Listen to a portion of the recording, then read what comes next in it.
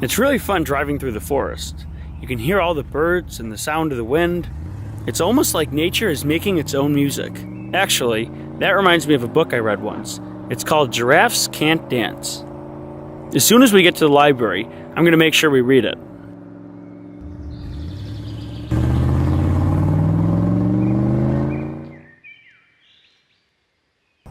Well, here we are, guys, in the Fuzzleland Library. Just like I said before, I want to read this book, Giraffes Can't Dance. It will talk a little bit about music and other ways music can be used. It will be narrated by Mrs. Hamilton. Giraffes Can't Dance by Giles Andreae. Illustrated by Parker-Rees. Gerald was a tall giraffe whose neck was long and slim, but his knees were awfully crooked and his legs were rather thin. He was very good at standing still and munching shoots off trees, but when he tried to run around, he buckled at the knees. Now every year in Africa, they hold the jungle dance, where every single animal turns up to skip and prance. And this year, when the day arrived, poor Gerald felt so sad, because when it came to dancing, he was really very bad. The warthogs started waltzing, and the rhinos rock and rolled. The lions danced a tango that was elegant and bold. The chimps all did a cha-cha with a very Latin feel, and 8 baboons then teamed up for a splendid Scottish reel. Gerald swallowed bravely as he walked toward the floor, but the lions saw him coming, and they soon began to roar. "Hey, look at clumsy Gerald!" the animals all sneered. "Giraffes can't dance, you silly fool! Oh, Gerald, you're so weird." Gerald simply froze up. He was rooted to the spot. "They're right," he thought. "I'm useless. Oh, I feel like such a clot." So he crept off from the dance floor, and he started walking home. He never felt so sad before, so sad and so alone. Then he found a little clearing, and he looked up at the sky. "The moon can be so beautiful," he whispered with a sigh. "Excuse me," coughed a cricket who'd seen Gerald earlier on, "but sometimes when you're different, you just need a different song.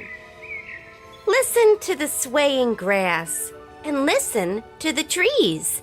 To me, the sweetest music is those branches in the breeze. So imagine that the lovely moon is playing just for you. Everything makes music if you really want it to." With that, the cricket smiled and picked up his violin. Then Gerald felt his body do the most amazing thing. His hooves had started shuffling, making circles on the ground. His neck was gently swaying, and his tail was swishing round. He threw his arms out sideways, and he swung them everywhere. Then he did a backward somersault and leapt up in the air. Gerald felt so wonderful. His mouth was open wide. "I am dancing! Yes, I'm dancing! I am dancing!" Gerald cried.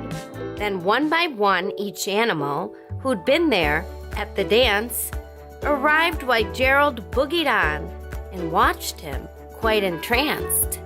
They shouted, "It's a miracle!